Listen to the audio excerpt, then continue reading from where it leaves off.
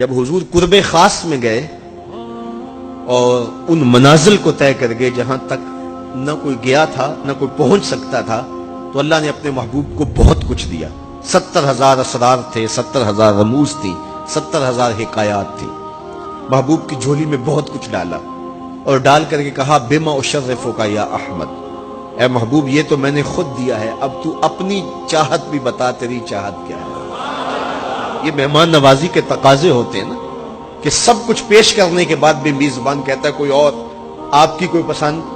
تو یہ میزبانی کے تقاضے ہوتے ہیں۔ تو سب کچھ دینے کے باوجود جھولی میں ہر چیز ڈال دینے کے بعد کہا بما اشرفک یا احمد، پیارے بتائیے آپ کو کیا دیا جائے۔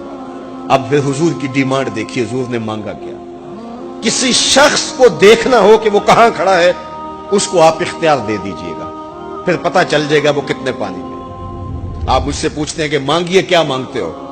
تو میں کہوں مجھے پانی دو تو آپ سمجھیں گے پیاسا ہے، میں کہوں کھانا دو آپ سمجھیں گے بھوکا ہے، میں کہوں گا میرے نام کے نعرے لگاؤ آپ کہیں گے شہرت کا متلاشی ہے،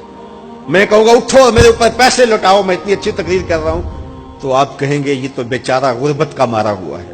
اس کے اندر کی ابھی بھوک گئی نہیں ہے۔ تو کسی شخص کے ظرف کا پتہ لگانا ہو تو اس کو اختیار دے دیجئے مانگ کیا مانگتا ہے۔ اور مانگنے والے جب کوئی کمال چیز مانگ لیں تو کسی کے سوال سے اس کا ظرف کھلتا ہے کہ وہ کہاں کھڑا ہے۔ اب حضور کو اختیار دیا جاتا ہے محبوب مانگیے کیا مانگتے، مال و زر مانگا، دولت مانگی، یہ تو قدموں میں رلتے تھے، حضور آنکھ اٹھا کے نہیں دیکھتے تھے، تو پھر مانگا کہا بنسبتی الیک بالعبودیہ، اے اللہ ساری زندگی میں کہتا رہا کہ تو میرا رب ہے، یہ میں نے غاروں میں بھی کہا،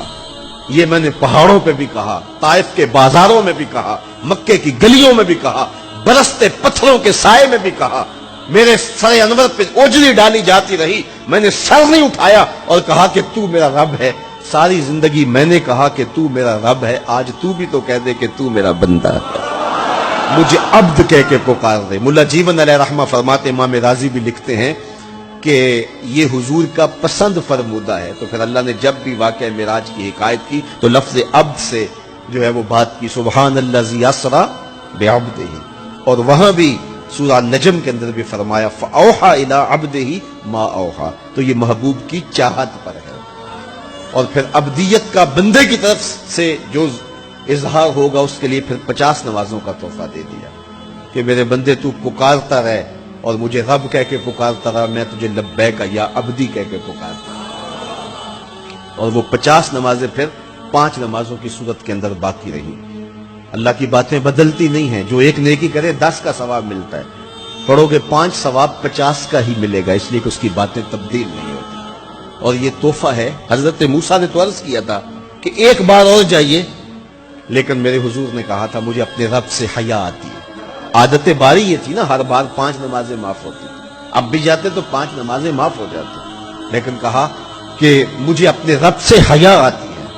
اب امت کو کیا حیا نہیں کرنی چاہیے کہ 5 نمازیں امت کے لیے رہ گئی، ثواب 50 کا ہی ملے گا، اور معراج کا خاص تحفہ لے کر آئے اور کہا کہ الصلاۃ معراج المومنین، یہ مومن کا معراج ہے، میں تو سر عرش پہنچا ہوں لیکن تمہارا معراج کیا ہے، تم سجدے میں سر جھکاؤ، دیکھنا تمہارا مالک تمہیں کتنا قرب دیتا ہے۔ جب کوئی شخص سجدہ ریز ہوتا ہے اس پہ اتنی رحمتیں اترتی ہیں، اگر اسے پتہ چل جائے کہ یہ رحمتیں نازل ہو رہی ہیں وہ سجدے سے ساری نہ اٹھائے۔